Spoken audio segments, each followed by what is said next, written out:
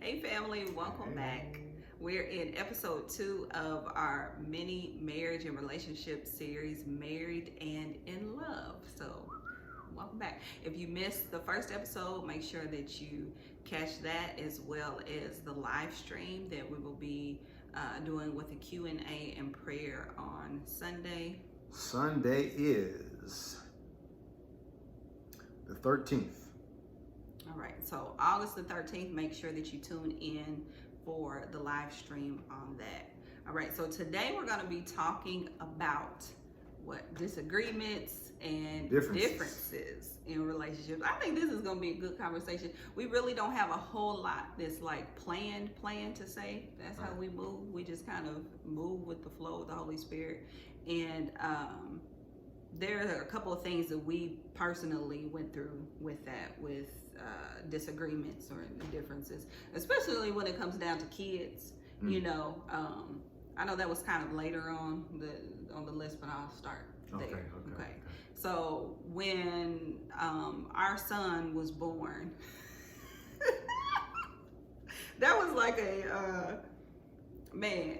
Well, okay, I'll say this. It was difficult for various reasons. It was difficult because first I was a new mom, you were a new dad. I was a stay-at-home mom, so that was new for me. Learning how to like juggle the household and the baby, as well as myself, and like learning and growing more about who I am, as well as growing. You know, like that was difficult. And then to add on to all of that, then you have the kind of ownership or control that a lot of moms deal with. Right. You know, so instead of me being able to recognize, well, this is his dad and he's capable of doing X, Y, and Z, then we try to do it all, you know, whether we think it's because they can do it or there's a specific way we want it to be done. And that just added a whole lot of extra strain and pressure and attitude and and all that. What you got to say about it? No, she was like, we be in the car, right? And I be driving. I said, hey man, I said, don't keep doing this. I said, don't be tempting God. And then I'm the one that got to suffer for it, because in my mind I'm thinking, I'm like, okay, we gonna have to get a grasp on this, because if we don't, then I was thinking in my head, how is God going to help us out of this dilemma? Meaning, like, if you're unwilling to bend towards God, then what unique situation is he going to orchestrate that's going to cause us some pain just so that we can, you know, get the godly perspective? I would say, hey man, you come on. Because, you know what I'm saying? Because I'm the one that's going to probably have to suffer. You know what I mean? Because I knew that she loved me. And I was like, I said, if we don't get a hold of this kid stuff, then I'm the one that's probably going to have to get caught up in something that is going to make her sad. It's going to make, you know what, this is the best way I can say it. This is kind of weird.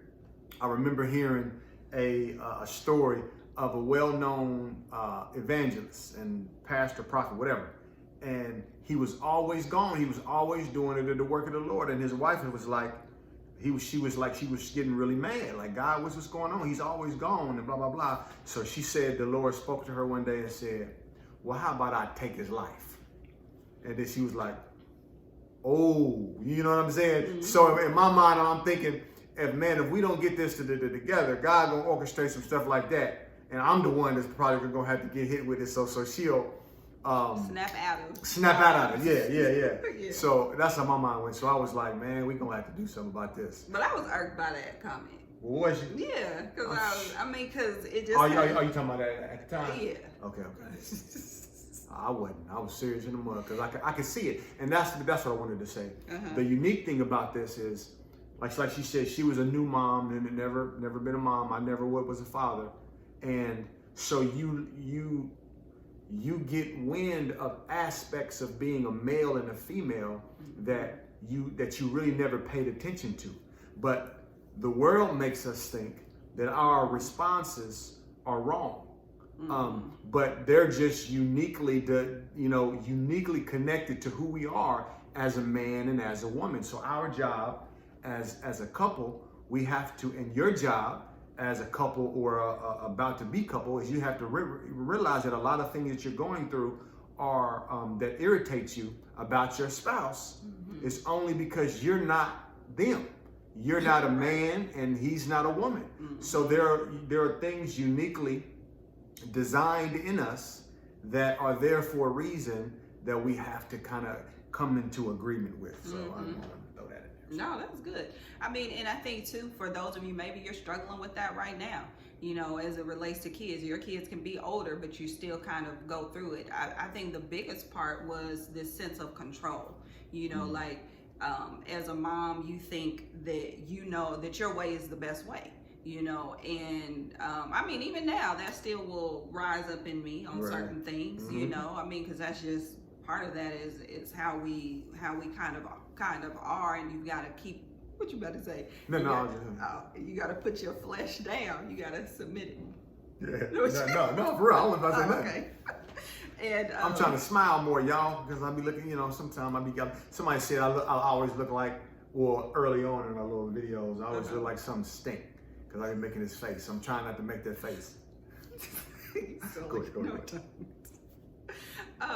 So yeah, you know, it's really about putting your flesh under the subjection of Christ in all areas. So even as it relates to your kids, and you got to ask the Lord to help you with that, you know. And I will say that you were very patient. Yes, I was. You know, yeah, you really were, because I remember, you know, like I said, just trying to figure out how do I juggle all of this stuff, and, you know, laundry piling up, and you know, and yeah, so it was just, but he was very patient, and he's always kind of been like that. Like, you've always been a very patient person. Sometimes I think almost to a fault, like with other people. It be making me mad, but oh yeah, she be saying that, yeah. Be too patient. Yeah, be too patient with people. Nah, you can't. But you really can't be. Nah, you can't. It was. I'm gonna try to make this quick. Okay. We had a story, like so with the kids. She was you know, her family, man, they was sugared down, man. They would love sweets, cakes, all family, man, ice creams, cake. I mean, I got my share of that, but not from my family. But anyway, we had a moment where the kids, or was some, I think it was just, I don't know if it was just Jamal, and he had done something like, well, he's not getting any sweets. And then so we had a kind of little weird moment there, but she says, okay, so she's gonna decide to get him a peanut butter and jelly sandwich. And I'm like, oh, you can have that. I said, that's sweets. You know what I mean? And man, it blew up, but it was so funny, afterwards. It was like we literally are having a blow up argument, especially me, because I could yell. You know, in those days, I'd be yelling like a mug. Yeah. And I'm sitting up here yelling at the top of my lungs about giving him peanut butter. And it was just so funny. I can't remember how you said it. I mean, I know you was yelling it like, why you give him some peanut butter and jelly? But I still don't believe peanut butter and jelly is sweet. I mean, what you want him to eat? Just a bowl of raw broccoli? Yeah, that's what it is. Yep, that's what it is. That's what it is. Because it was sweet to me. Shoot. Boy, but we cracked up about that. Man. So sometimes y'all even have to give yourself some grace in, you know, where you're at right now. You won't always be there, you know. If both of you, like I said, he was very patient and understanding that I'm trying to learn, you know, this new role in all of these different ways. And so as long as you both are willing, and we mentioned that in the first episode, that willingness, and supportive of each other. So let's kind of go on to those spouses that are unsupportive. How do you juggle that? How do you manage that? How do you deal with it? That's a good question. Yeah. I mean, again, marriage is a good route to dying to self and to being transformed into the image of Christ. Remember, that's the ultimate goal. Even in marriage, the ultimate goal is to be transformed. Because once you're transformed, once you're allowing God to do you, to work on you, then everything else that has to do with someone else, you know, will get in line. So we have to agree with that, and we have to understand that that is the goal. So that when you are in a situation where you have a spouse that is unsupportive, then you're going to allow God to give you perspective. Because most people, I'll say this, most people don't react the way they react because they're malicious or because they're just wicked or evil. They just view the world in a completely, totally different way than you do. Also, if they're not allowing God to work on them, then they're caught in that web. Yeah. So when you allow God to work on you, then you're allowing God to change your perspective and your idea about you, about God, about them, so that you'll be able to step back and say, okay, this is happening because this person hasn't come into agreement with the heart of God the way that God wants to get to them yet. So, what do you do? Is the only thing you can do is that you allow God to work on you, and inside of that, you're praying that God change you and deal with you first. Because what does the Bible say? Don't try to get the speck out of your brother's eye before getting the plank out of your own eye. So there's a truth in that. The God is saying most times in your relationships and in your marriages, it has to do with you. So you're seeing things, you're experiencing things the way that you are because you're blinded to something. Yeah. And that's both parties. So that's her and that's me. That's me and that's her. So we have to be courageous enough to just allow God to deal with our hearts so that we can really get down to what's really going on with a spouse that just is unwilling to whether it's change or it looks like that way, or what do we say, is unsupportive. And speak on that unsupportive, because I kind of went somewhere else with that. No, I think that you're absolutely right. I mean, it still is all in the same nutshell of how we could even view a thing. Sometimes we could feel like somebody's unsupportive because they're not giving us the type of support that we want, or they're not giving it to us to the degree that we want. Maybe it's showing up differently, and in their mind, they're supporting you. But to you, that's not, the same type of support. And we actually had a conversation about, it wasn't about support, but it was about encouragement. Do you remember that maybe a few months ago? And where it was basically like we had different views of what encouraging each other looks like.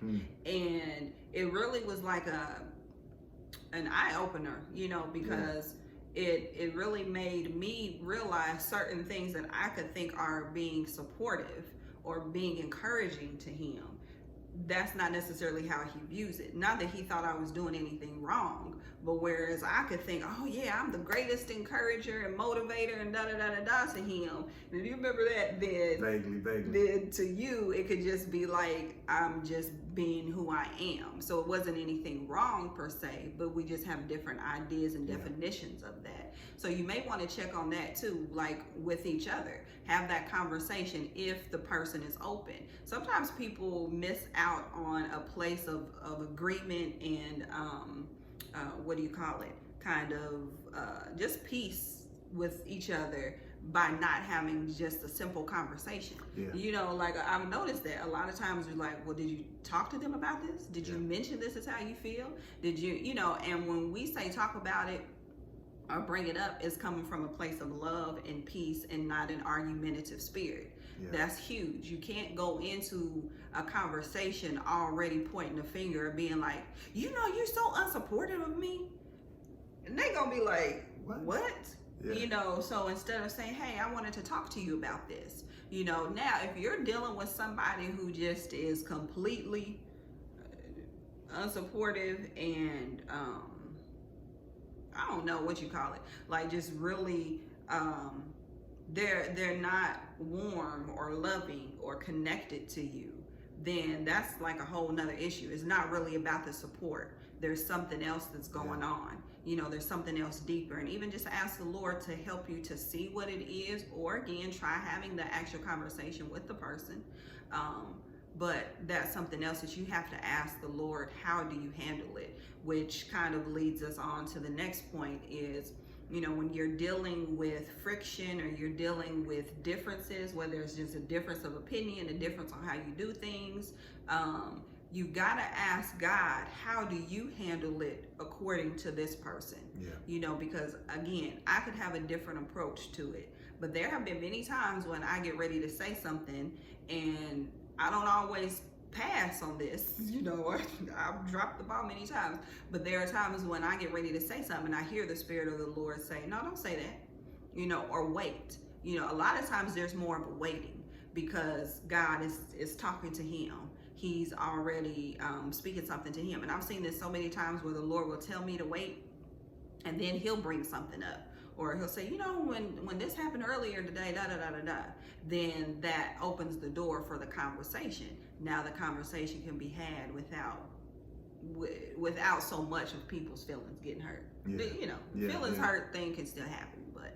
And then also too, you know what, when God says wait, that wait doesn't always mean that she's right. Right. And I'm wrong, or I'm unwilling. All right, now I can't hear the truth, blah blah blah. So sometimes that's the case, but sometimes God is like, no, I need you to slow down, because you're going to take this out of proportion, and then it's going to create a whole nother ball. So for those of you who've been in that seat, you know, or you know, and they ready to see, I told you you was going to be you. If God hadn't told me to wait, then blah blah blah. No, sometimes that waiting is for you. It's for you. You know, so it's like, so we gotta really get this idea that relationships are really not that dangerous, that they're not really that tough. It's just we have to allow God to give us the perspective. I mean, that's just across the board. I mean, you know, whether it's your marriage, whether it's your family, whether it's your job, whether it's your kids, even your kids, you have to learn how to allow God to, because the Bible says don't provoke your children. Yeah. You know what I mean? We can provoke our kids because we think we're the parent and we know better. But, you know, they belong to God too, and they have spirits, souls, and bodies as well. And they have a whole nother perspective about life too. So you have to be strategic in your training, you know, whether it's your kids and or learning one another. You got to allow God to do it. So this is very important, because this is not just about a marriage or a happy marriage or having the best marriage. It's always about you transforming first. And everything that happens as a result of that transformation or transforming, you know, will spill over, man, and it'll really, really change a lot of different things. You know, I don't know, this brings us to one of our next points. We had, you know, it's about mothers and their sons and their mothers and their wife. So, you know, that's been a lot of fight for a lot of different people, especially because y'all women like to call the men mama's boys. Yeah. And you don't have no perspective on it. Sometimes you're right. You know what I mean? But a lot of times there's something else there that you know, that you're not allowing yourself to see. Can you kind of like how was that for you? Yeah, I mean, I think that was okay. I'll start by saying this. Well, before I get all the way into that, I did want to address really quickly what you said about the learning each other, which goes into this as well. That you have to be open to learning each other, learning each other's communication styles, learning how the other one may think about something, learning what this person, you know, I don't really want to talk about love languages because that can be a good starting place, but you don't want to be trapped into just this love language as well. But learning about those things can help. And part of that is learning even the dynamic of a family, like learning what was the dynamic of their family relationship before you two got married, before you got engaged. You know, that's going to be very, very important, because that can help you to get out of your feelings. You know, I admit I can get in my feelings really quickly with things, you know, and when it comes down to my mother-in-law, she is a very, very sweet person. She would never, you know, thankfully she's never been the type to like step into our marriage. You know, she would never like try to tell us what to do or try to tell him how to do something. Like, that just is not her personality at all. You know, she's the type that's like, whoever is right according to God's definition of right, that's what she stands on. So it ain't about like her taking her son's side or taking my side. You know, it's just whoever is right according to what God deems is right. But yet, even with all of that, even with all of the love that she has for me, then that was still really difficult in different times and seasons that we were in, because it can feel like there's a power struggle. You know, like, I'm the wife, and you're the mom, so who comes first? You know, and even with, and I'm telling you, like, this is how I know it can be difficult for people who's maybe the mother-in-law doesn't understand the positioning of God. I mean, so if this was difficult for me with someone who does understand that, I don't, you know, that has to be really hard for somebody who doesn't, you know, who's always in the marriage. But part of that too is the husband's responsibility to set certain boundaries. You know, of what is allowed and what isn't allowed, and even to the wife, what do you always speak on? So it's not just about the mother-in-law, but all family members. You know, you can't always go run to your cousin or run to your best friend or run to your sister when something is going wrong in your marriage. And then, you know, I learned this really, really like year one of marriage, that's something I would never do. I never went to my family and be like, Jamal done ticked me off today and he done did da-da-da, because I always knew they could still be mad when I was already over it. You know, when I've already gotten clarity, I've already gotten a sense of peace and understanding about it, but they could kind of still be holding on to it because I'm their daughter or I'm their sister, you know. So you want to make sure that you don't do that. But back to the in-law stuff, was there something specific? I think that I love what you said when you said you have tried to.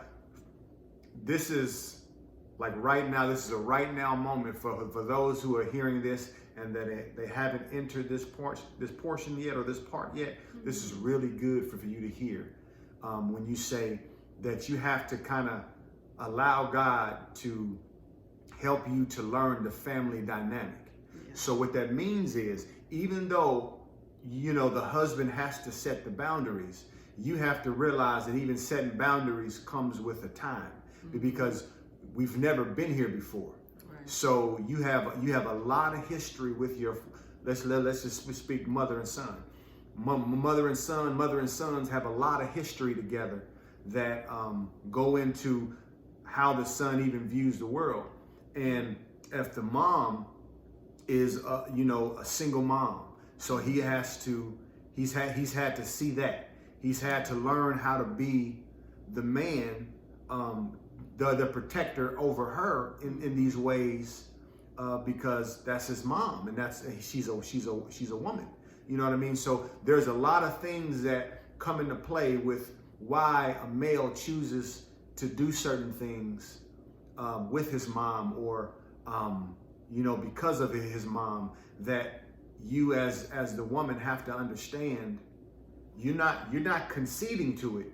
You just have to say, okay, I see this is a part of their dynamic. So we're going to have to, the Lord is going to have to allow me or help me to not only understand it, but to be in a place where he's going to soften him up to this idea that is going to allow him to see what this is potentially causing me. You know what I'm saying? And there's nothing wrong with that, but it's a finesse move. God has to finesse his way into the psychology, the psyche of not only the woman, but the you know, the man, to help her understand if she is looking at him like he's a mama's boy. There's probably a reason why. Yeah. So God is the master. He is the creator. He is the orchestrator. When you give your life over, then you're allowing him to orchestrate some things that only he can orchestrate. Because the truth is, yes, the man cannot continue to live, you know, in that way.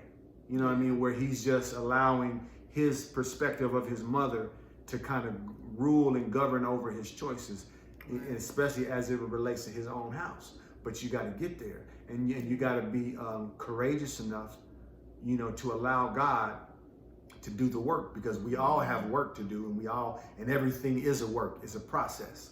So knowing that truth can set you free as you start to kind of meet up with that reality for your own life. But so now you can say, okay, I understand this is the possibility.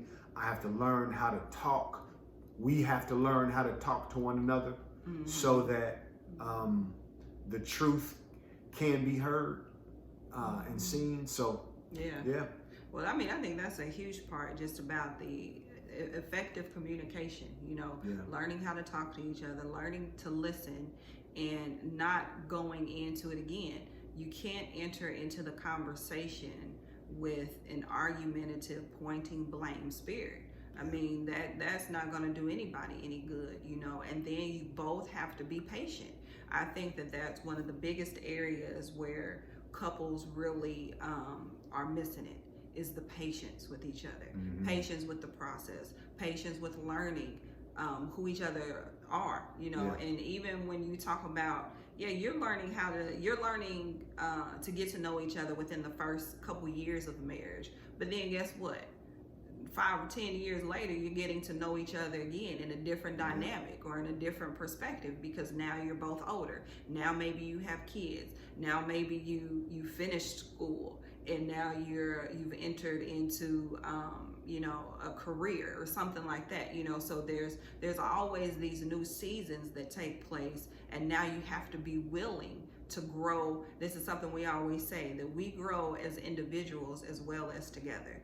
That has been one of the core principles in our marriage thriving, of staying married and in love, is by us growing as individuals and growing together, and being supportive of each other, of really acknowledging that. I mean, if you don't have your spouse as the one that can kind of help you to even see things from a different perspective, then there's a lot that could go missing in the relationship. There's a lot that could be left unfulfilled, and which all of that is kind of even a whole nother topic of being fulfilled or being satisfied within the marriage.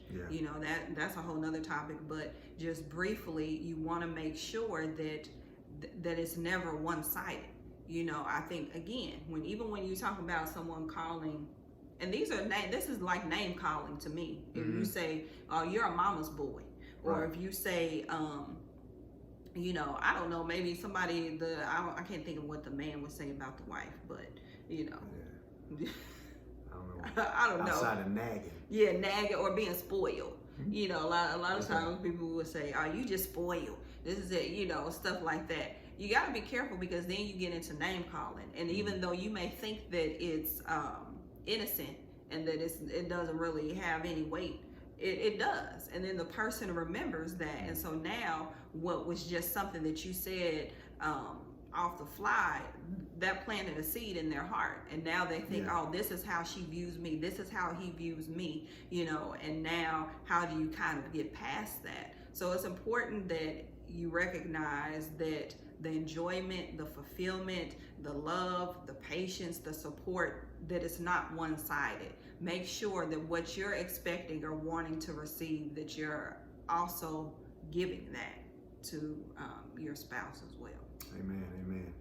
So I guess we're gonna save finances for Sunday. Yeah, we can. All right, y'all. Finances, we're gonna save for Sunday, y'all. That's a big one. It's a big one.